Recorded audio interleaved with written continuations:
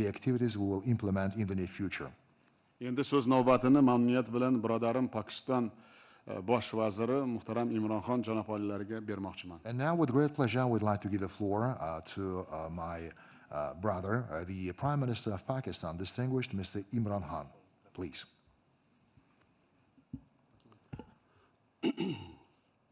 Bismillah ar-Rahman ar-Rahim.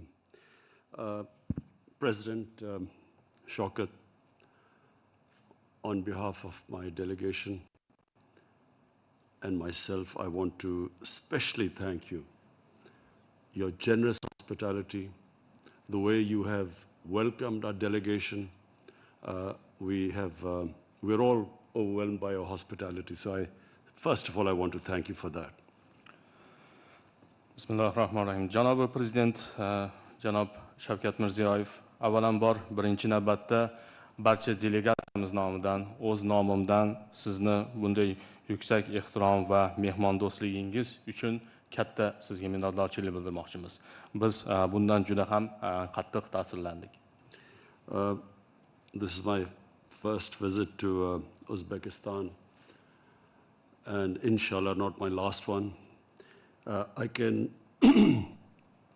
tell you that my delegation and I are very excited about, first of all, coming to Tashkent, because for that famous in 1965 the meeting that took place between the Pakistan President and the Indian Prime Minister.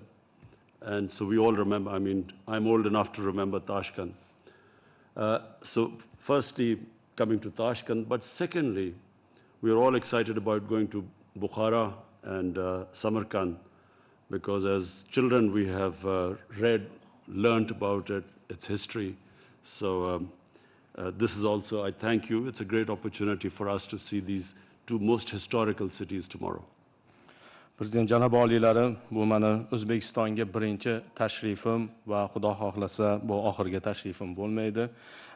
Toshkentga kelish biz uchun, men uchun va delegatsiyam uchun juda ham qiziqarli va juda ham hayajonli bir vaziyat, chunki bu bizni tarixan bolalikdan biladigan ko'p voqealarimiz bilan bog'liq.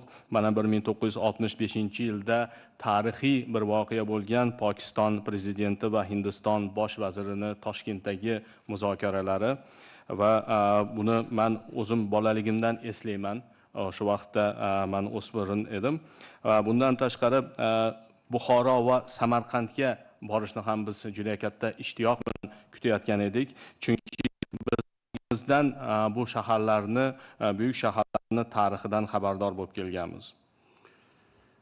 Today we had extensive talks, and our talks were on the trade, connectivity, cultural, spiritual, and political.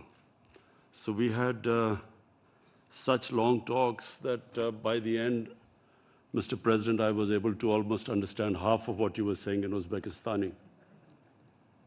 Because Urdu is so close to your language, I'm sure that more meetings and I will be able to understand all of it. We won't need an interpreter.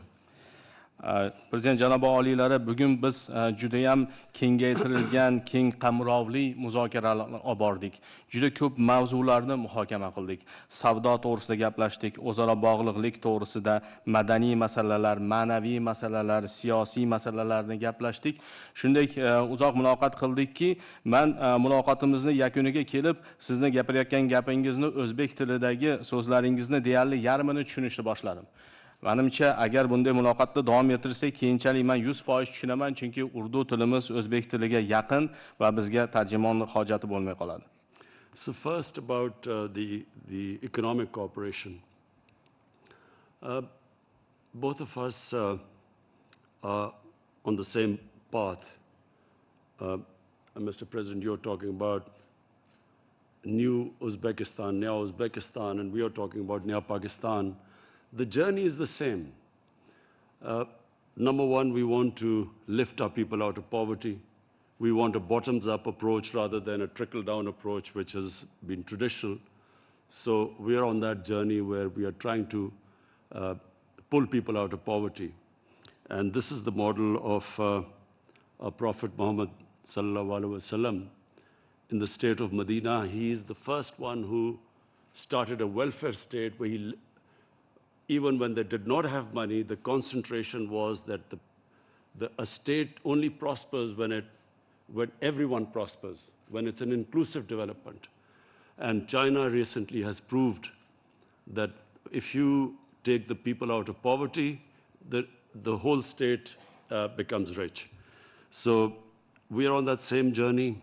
I know you are concentrating on education and lifting your people up from their current economic situation. Secondly, we have now changed emphasis from geostrategic to geoeconomics. Our whole idea is that we have to create wealth. If we create wealth, then we can spend it on our lower strata of the society and lift them up. So this is extremely important for us, that we now have strong trading relationship with Uzbekistan, which is the biggest country in Central Asia. And we feel that this will benefit both of us. It will be a win-win situation for both Pakistan and Uzbekistan, the stronger we improve our trading ties. Prezident janobi oliylari bizni muhokama qilgan yo'nalishlarimizda avvalambor biz iqtisodiy hamkorlik to'g'risida gaplashdik va bu borada ham bizni fikrlarimiz juda ham hamohang bo'ldi. Bizni oldinga qo'ygan rejalarimiz ham juda ham mushtarak.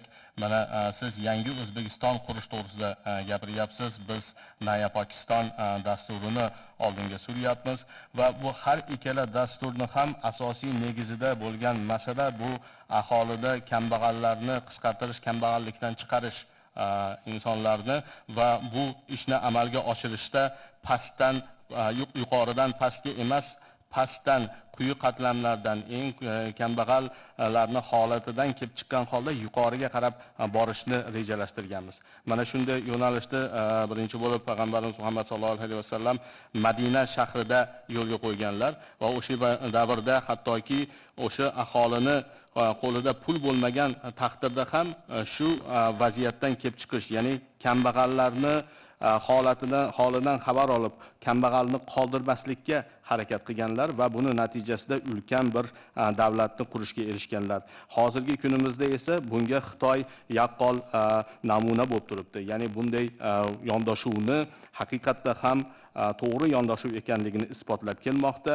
Ya'ni aholini eng quyi qatlamlariga e'tibor berib, ularni kambag'allikdan chiqargandan keyin mana o'shalar boy bo'lsa, unda albatta davlat ham boy bo'ladi. Mana shu yo'nalishda sizni ham fikrlaringizga biz juda ham qo'shilishamiz.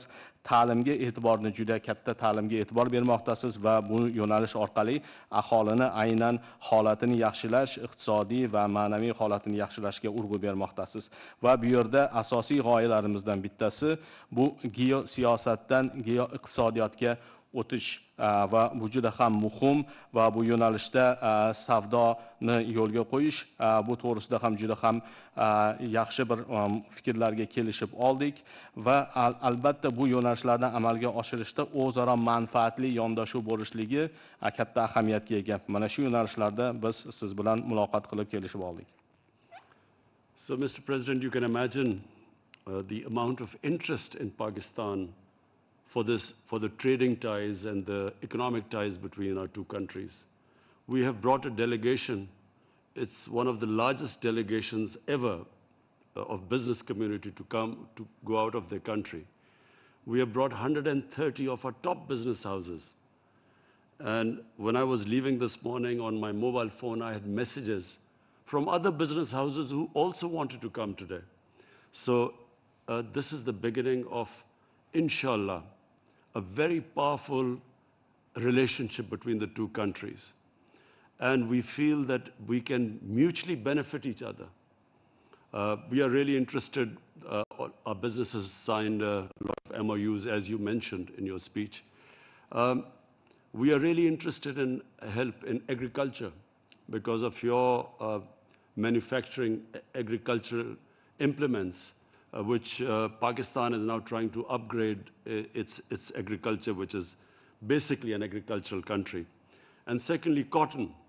We're going to seek help from you to improve our cotton seeds. The mutual benefit to the two countries will be Uzbekistan will have access through Pakistan. First of all, Pakistan with 220 million people is a huge market. And then onwards from our ports to Middle East and to Africa. And one day, inshallah, if our relationship improves with India, you will also have access to India. And Pakistan then has access to Uzbekistan, Central Asia, and beyond. So it is a very exciting relationship between the two countries. Janob Prezident, mana O'zbekiston bilan savdoni rivojlantirish biz uchun juda ham katta ahamiyatga ega, chunki O'zbekiston Markaziy Osiyodagi eng yirik davlat va bizni tomonimizdan shuning uchun ham bu o'rtadagi muloqotni, bog'liqlikni, o'zaro savdoni rivojlantirish qay darajada qiziqarli va manfaatli va muhim ekanligini tasavvur qilishingiz mumkin. Mana hozir biz 130 kishidan iborat bo'lgan yirik bir delegatsiya bilan keldik, ya'niki ular Pokistondagi tadbirkorlar vakillari, juda ham yirik tadbirkorlik birlashmalarining vakillari va bugun ertalab bu yo'lga chiqishimizdan oldin mana mobil telefonimga yana bir qator murojaatlar kelib tushdiki, boshqa tadbirkorlik guruhlaridan ular ham O'zbekistonga kelib, ular ham o'zaro aloqani o'rnatishga qiziqishlari bor ekanliklarini aytishdi va xudo xohlasa albatta bu yo'nalishdagi ishlarimiz o'zaro manfaatli hamkorligimiz davom etadi. O'zbekistondagi mana siz bir qator o'zaro anglashuv memorandumlari to'g'risida aytdingiz, o'zaro biz kelishib olgan nuqtalarimiz to'g'risida. Bundaylardan bittasi biz uchun albatta birinchi navbatda qishloq xo'jaligi yo'nalishida bevosita qishloq xo'jaligi sanoati, ya'ni O'zbekiston qishloq xo'jaligi yo'nalishidagi ishlab chiqarayotgan jihozlari, dastgohlari, mashinalari bizga juda ham katta bizda qiziqish uyg'otdi, chunki Pokiston avvalambor agrar iqtisodiyot asosidagi mamlakat hisoblanadi va ikkinchi masala bu yo'nalishda bizda paxta urug'chiligi masalasi. Bunga ham juda ham katta qiziqishimiz bor va mana shu bizga juda ham foydali bo'ladi deb ishonchimiz komil.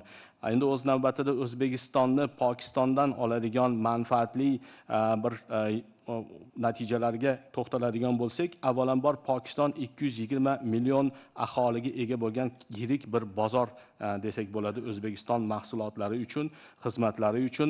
Bundan tashqari O'zbekiston Pokiston orqali, Pokiston dengiz portlari orqali Yaqin Sharq va Afrika mamlakatlari bilan ulanish, ularga ham o'z mahsulotlarini yetkazish imkoniyatiga ega bo'ladi va xudo xohlasa o'rtadagi munosabatlarimiz tiklanadigan bo'lsa, Hindiston bozoriga ham kirib kelishga bu yo'l ochadi deb ishonamiz.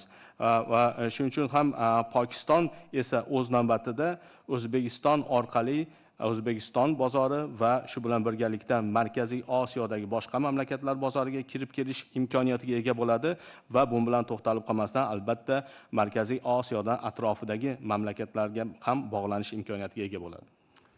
And so to connect, the two countries need to improve, number one, our air connectivity. And so for that, we have decided that we will try and increase the frequency of flights between the two countries. Secondly, through land, we have experimented that a truck has left Pakistan-Torkham border and has arrived in 2 days to Uzbekistan. So land connectivity, but most of all, and I know it is your brainchild and your passion, the railway from Mazar-e-Sharif, from Uzbekistan, Mazar-e-Sharif to Peshawar, which an idea which we all feel in Pakistan extremely excited about. We think that this really would change everything if we can have this railway line. It will improve connectivity between the two countries and the transportation of goods. And so that I assure you that President Shaukat, I will be pursuing it, my government will be pursuing it, and rest assured that we will try and push this extremely exciting project as much as we can. Va o'zaro bog'liqlik to'g'risida gapirar ekanmiz. Bu yerda albatta ikkita yo'nalish juda ham muhim.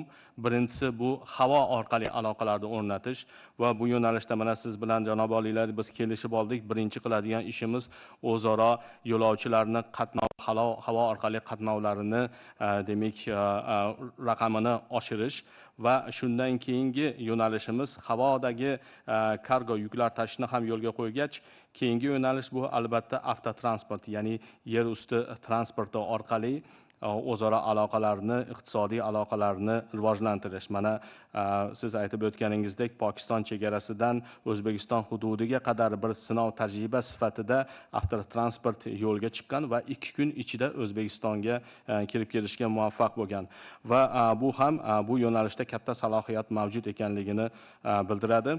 Va keyingi masala albatta bu sizni o'zingizning g'oyangiz mahsuli bo'lgan juda ham katta loyiha. O'zbekiston bilan Mozori Sharif Qobul orqali Pokistonni Peshawar shahrini bog'lovchi temir yo'l loyihasi. Mana bu loyihani siz juda ham ilg'or tartibda targ'ib qilib kelyapsiz va biz Pokistonda sizni fikrlaringizni o'rganib bunga ishondik va hozirgi kunda bu g'oyani naqadar to'g'ri ekanligini anglab katta ishtiyoq bilan uni amalga oshirishni kutib qolmoqdamiz. Chunki bu mamlakatlarimiz o'rtasidagi tovarlarni transportiga, ularni yetkazib berishga juda ham katta xizmat qiladi va shu yo'nalishda albatta janobi oliylari men sizga ishontirib aytamanki, shaxsan o'zim va meni hukumatim mana shu g'oyani ortida turamiz va buni albatta amalga oshirishda sizga ko'makchi bo'lamiz. And we discussed the political situation in Afghanistan in details.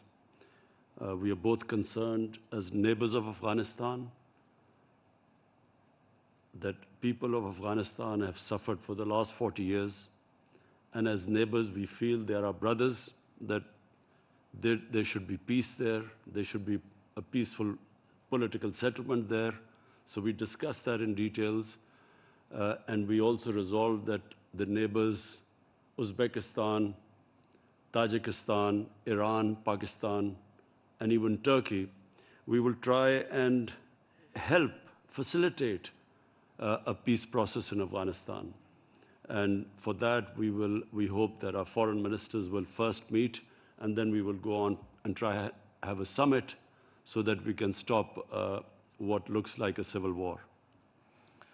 Keyingi masalamiz biz har tomonlama muhokama qilgan masalarimiz bu Afg'onistondagi siyosiy holat bo'ldi. Buni har tomonlama siz bilan muhokama qildik. Albatta har ikkala mamlakat Afg'oniston bilan qo'shni mamlakatlar hisoblanamiz. Shuning uchun ham bu mavzu biz uchun juda ham tashvishli, katta ahamiyatga ega bo'lgan mavzu.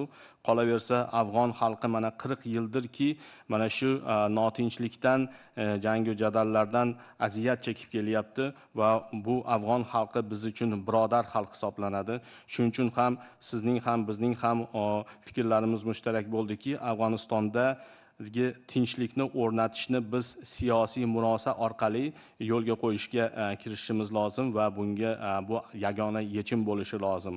Va bu yo'nalishda O'zbekiston, Tojikiston, Eron, Pokiston va hattoki Turkiya bilan birgalikda fikr almashib mana shu ishga birgalikda kirishish to'g'risida kelishib oldik. Birinchi qadam sifatida bizni tashqi ishlar vazirlarimiz bu yo'nalishda muhokamalarni, muloqotlarni yo'lga qo'ysalar, keyinchalik davlat rahbarlari darajasida summit o'tkazish fikri ham muhokama qilindi.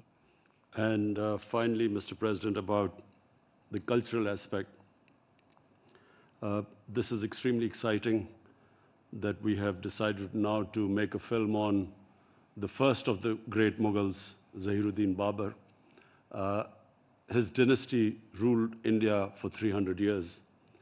And during that time, India was considered one of the richest places in the world.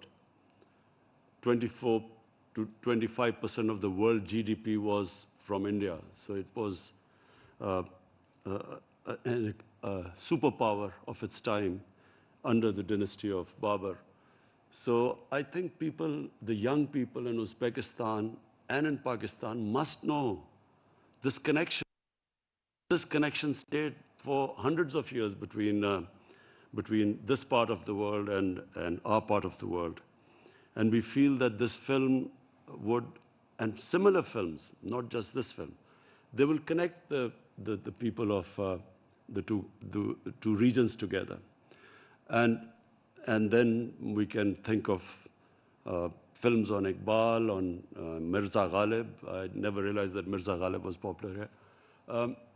And then Imam Bukhari, and who we are all connected with in the subcontinent. So we hope that this will be the beginning of a strong cultural exchange between the two countries. Va nihoyat so'nggi mavzu bu madaniy aloqalar mavzusi bo'ldi. Bu yo'nalishda ham biz uchun juda ham qiziqarli va hayajonli bo'lgan bir mavzuni muhokama qildik. U ham bo'lsa buyuk ajdodimiz Zahiriddin Muhammad Bobur, ya'ni butun dunyoda buyuk Mo'g'ullar imperiyasini asoschisi deb sanaluvchi Zahiriddin Muhammad Bobur to'g'risida bir film yaratish, birgalikda shuni filmni yaratish g'oyasi bo'ldi. Albatta Zahiriddin Muhammad Bobur imperiyasi Hindistonda 300 yil davomida hukm surgan va o'sha hukmronlik davrida Hindiston iqtisodiyotini shu darajada ko'targanki, jahon yalpi ichki mahsulotining 25% o'sha davrda Hindistonni ulushiga to'g'ri kelgan. Juda ham yirik, qudratli bir davlatni yaratgan va albatta bu tarix to'g'risida Pokistonlik yoshlar, O'zbekistonlik yoshlar xabardor bo'lishlari kerak. Biz o'rtamizdagi bu rishtalardan ular xabardor bo'lishliklari kerak va shuning uchun ham bu filmni va nafaqat bu kelajakda shunga o'xshagan boshqa filmlarni ham yaratish bizga juda ham ma'qul bir g'oya bo'ldi va bunga juda ham katta qiziqish bildirmoqdamiz. Hozir kelajakda Muhammad Iqbol to'g'risida, Mirza G'olib to'g'risida, hattoki biz Mirza G'olibni O'zbekistonda bilishlaridan ham unchalik xabarimiz yo'q edi va bundan keyin Imom Buxoriy to'g'risida albatta shunday filmlarni, shunday madaniy o'rtadagi aloqalarni, almashuvlarni yo'lga qo'yadigan bo'lsak, bu albatta har ikkala mamlakatga juda ham katta naf keltiradi. And inshallah, as our countries get together, get closer together, cultural exchanges get stronger, then, Mr. President, I will introduce cricket to the people of Uzbekistan. Albatta, Xudo xohlasa, Prezident janobi oliylari agar mamlakatlarimiz yana ham bir-biriga yaqinlashsa, o'rtadagi madaniy aloqalarimiz yana ham kuchaysa, Xudo xohlasa O'zbekiston xalqiga kriket o'yinini ham olib kelib tanishtiraman. Rahmat. Men o'ylayman, avvalambor men sizga mamnuniyat bilan aytamanki, mana shu 2 yildan burun O'zbekistonda birinchi marta kriket federatsiyasi ro'yxatga olib, 2000 dan ko'p yoshlarimiz kriket o'ynayapti. Men mana shu siz bu soha bo'yicha juda katta muvaffaqiyatlarga erishganingizni inobatga olib, biz bu sohani ham juda katta rivojlantiryapmiz. Bu sohada ham men o'ylayman birgalikda hamkorlikni amalga oshiramiz. Thank you very much. By the way, 2 years ago in Uzbekistan we have registered the Cricket Federation of Uzbekistan.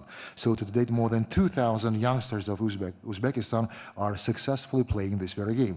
But nevertheless, the skies are the limit. So together, I believe that we'll be able to initiate new ideas, new programs on training the young cricket players, and we'll achieve good accomplishment in this way too. Umuman, hurmatli ommaviy vositalar vakillari, mana ko'rdlaringmi, qisqa bo'ldi. Mana bizda mana shu muloqotlarimiz, lekin qanday sermazmun bo'ldi. Ayniqsa yana bir marta aytaman, Afg'onistondagi tinchlik bizni juda xavotirga soladi va juda ko'p narsalar bo'yicha kelishib oldik. Ikkinchidan, bironta soha qolmadiki, biz qandaydir shu sohaga urg'u berib, hamkorligimizni amalga oshirib, natijaga erishish bo'yicha. Yana bir marta aytaman, bir narsa eng bizga ayon bo'ldiki, juda katta imkoniyatlarimiz bor. Agar shu imkoniyatlarni to'liq ishga solsak, ikkita mamlakatga ham o'zi ijobiy natija bo'lishini va ko'p yo'nalishlar bo'yicha bizda ham erishilgan muvaffaqiyatlar, Pokistondagi erishilgan muvaffaqiyatlarda va birinchi marta mana shu Pokistondan bizga 130 dan ko'p hamkorlar kelib, mana biznes forum bo'lib, mana shu raqamlarda aytdim. Bu raqamlar faqat boshlanishi. Shuning uchun o'zlaring mana bosh vazirimizni, mana hurmatli Imron xonni yana bir marta so'zlarini eshitdilaring. Bilasizmi, bizni muloqotlarimiz tugamayaptiki, juda katta imkoniyat borligini endi sezyapmiz. Bu ham iqtisodiyotda va mana shu madaniyatda, ma'rifatda buyuk rishtalarimiz, mushtarak rishtalarimizni amalga oshirib, mana shu buyuk bobolarimizni mana yana bir marta Bobur Mirzo to'g'risida kelishib olganimiz bu juda katta kelajakda mana shu yoshlarimizga bir qandaydir madaniy va juda katta mana shu hozirgi vaziyatda yoshlarga agar mana shu buyuk bobolarimizni haqiqatda mana shu Lohorga borib qurgan mana shu juda katta bog'larini, madrasalarini, masjidlarini hali ko'p yoshlarimiz bilmaydi bobolarimiz nimaga qodir ekanligi. Mana shu hozir Imronxon aytgandek 300 yil mana shu hukmronlik qilgan bobomizni iqtisodiyot qanday cho'qqilarga erishilgan Hindiston. Shuning uchun biz mana shu sohalarda ham birgalikda rivojlantirish bo'yicha ham kelishib oldik. Men o'ylayman, hali bu boshlanishi. Men Imronxon janoblariga aytdim, kelgusi safarda ziyorati Andijondan boshlaymiz deb kelishib oldi. Shuning uchun juda katta mamnuniyat bilan rozi bo'ldilar. Xudo xolasa mana shu Andijonda uchrashgancha ko'p masalalarda amalga oshiramiz. E'tiborlaringiz uchun katta rahmat. Distinguished representatives of the media, I should say then, and as you can see, within such short period of time, we were able to cover a wide array of issues, a great number of different areas for the discussion. Of course, we have been discussing every sector in big details. We have been speaking about the opportunities that we have. And believe me, having discussed all these issues, only now we're starting to realize and to understand that what a great opportunity that we have that can bring great success for both countries. And even the fact that 130 businessmen arrived to Uzbekistan and we have conducted the first forum already is a good indication that this is a good commencement. And as Mr. Imran Khan has mentioned, definitely there is a great opportunity to enhance our cooperation in economy, in education, as well as in politics and in cultural exchanges. You have heard that we will initiate the film about Babur Mirzo. Definitely. This type of films are really important for our youth so that they should know about that very great heritage that has been left by the Baburites. And not many Uzbek youngsters know that in Lahore there are a great number of mosques or the mausoleums or different schools that were built by our predecessors. At the same time, we should say that this is just the beginning.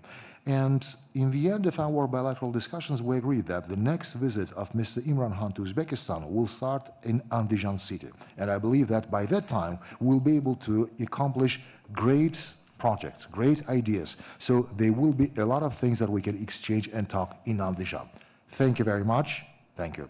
Ertaga juda sermahsun, og'ir sizlarga ham kun. Shuning uchun men o'ylayman, bugun charchaganga o'xshaysizlar, lekin bitta narsani tasavvur qilinglar, ertaga 2 karra ko'proq bizda nima deydi ishlarimiz. President Shaukat, I must insist that you have to visit Pakistan before I come back to Uzbekistan next time. Prezident janobi oliylari, men O'zbekistonga qaytib kelishimdan oldin, ikkinchi tashrifimdan oldin siz Pokistonga albatta tashrif buyurishingiz kerak. Shuni qat'iy sizdan iltimos qilib qolaman. Albatta, men mamnuniyat bilan qabul qilaman. Mana shu buyuk bobolarimiz qadam joylarini mana shu biz ham mana shu yoshlarimizga namuna qilish uchun avvalambor o'zimiz borib ko'rib kelish niyatlarimiz yo'q emas. Albatta bu tashrif inshaalloh amalga oshiriladi. Inshallah, definitely. I look forward to visiting Pakistan in order to see those very places that were still remaining the touch of our ancestors, and to see the life in Pakistan and people of Pakistan, and that's one of our plans, and inshallah it will happen.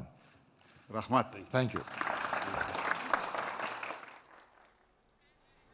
वज़ीर आज़म इमरान खान और उज़्बेकिस्तान के सदर के दरमियान मुश्तरका press conference आपने मुलाहिज़ा की। वज़ीर आज़म इमरान खान का ये कहना था कि सरमायाकारी के पाकिस्तान में वसी मौक़े मौजूद हैं। 22 करोड़ के मुल्क में बहुत से ऐसे मौक़े हैं जहाँ उज़्बेकिस्तान सरमायाकारी कर सकता है।